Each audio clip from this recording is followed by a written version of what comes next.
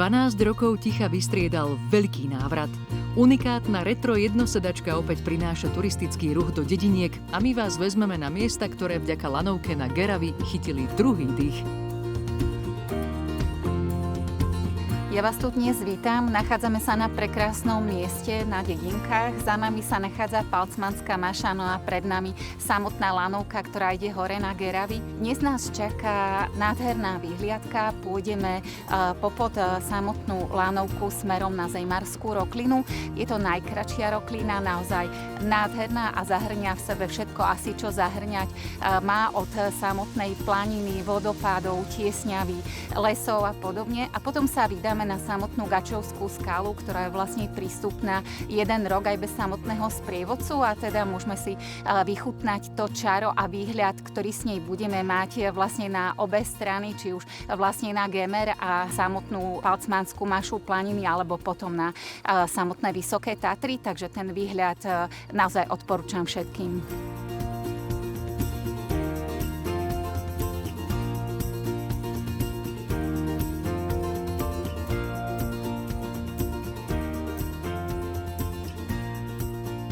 Zejmarská roklina je jedinou sprístupnenou roklinou na juhu Slovenského raja, ale ponúka takú všeochutnávku, by som povedala naozaj toho najkrajšieho. Od samotných stupačiek cez pokoj, nádhernú prírodu, samotné lesy, tiesňavu, takže naokolo všade je tá príroda naozaj nádherná. Okrem toho sú tu famózne vodopády Kapitána Nálepku, ktoré sa naozaj oplatí vidieť, popri tom, ako človek stúpa hore stúpačkami. Ak chce naozaj človek zdolať potom tie náročnejšie rokliny, tak odporúčam najskôr prejsť tou Zejmarskou roklinou, vyskúšať si aj tieto stúpačky, jednotlivé chodníky, tú prírodu, ktorá je a samotnú dávku toho fantastického adrenalínu.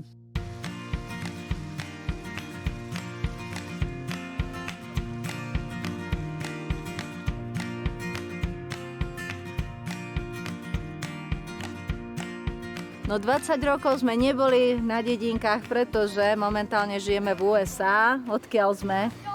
Where are we from? Minnesota, USA. Prišli sme teraz až z Minnesoty. Je to nádherný kút, na ktorý nezabúdame, ak poznáme to tu a určite sme to chceli predstaviť svojim deťom. Prišli sme na Geravi a prišli sme sem cez Zejmarskú roklinu. No ako sa ti páčila Zejmarská? Veľmi sa mi páčilo. Ako si to zvládol? Bolo to výborne.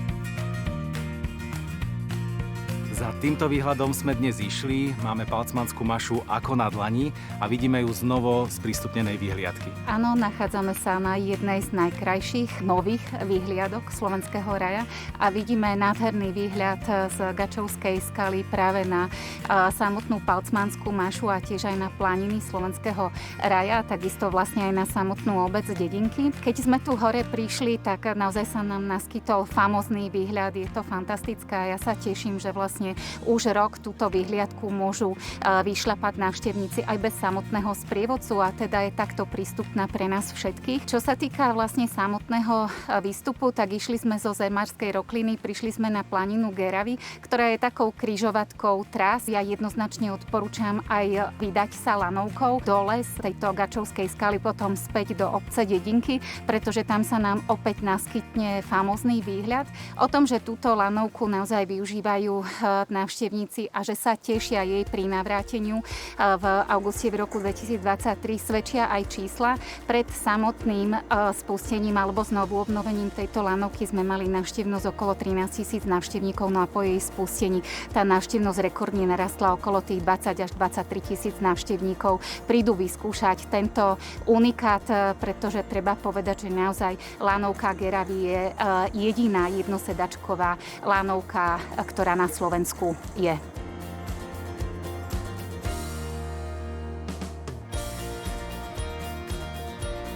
Väčšina našich cestujúcich, čo sa z dola pozrú hore, tak si myslí, že tá lanovka má prevádzku len po ten prvý horizont, po ten prvý kopec, čo prakticky potom sú prekvapení z toho, že idú cez 3 takéto doliny a kopce až na Geravi, ktorá tá cesta prakticky trvá 22 minút a je dĺžka je 2 km. Tak lanovka nás vyvezie z obce Dedinky na planinu Geravy a z tejto planiny Geravy je prístup prakticky na všetky strany Slovenského raja. Či na západ smerom na Kopanec, my tomu hovoríme na Vernár, alebo na sever do Hrabušic na Podlesok, alebo na východ, to je smer už potom na Spisku Novú Ves, na Novú Hutu, alebo na Mlynky. Taký okruh sa dá urobiť. Sú tu krásne cyklotrasy a pešie túry. Bicykle prevážame, ale iba klasické, horské, nie elektrické, takže nie je problém ani s bicyklom si tu víc. A je tu dokonca aj požičovňa bicyklov hore na Geravách.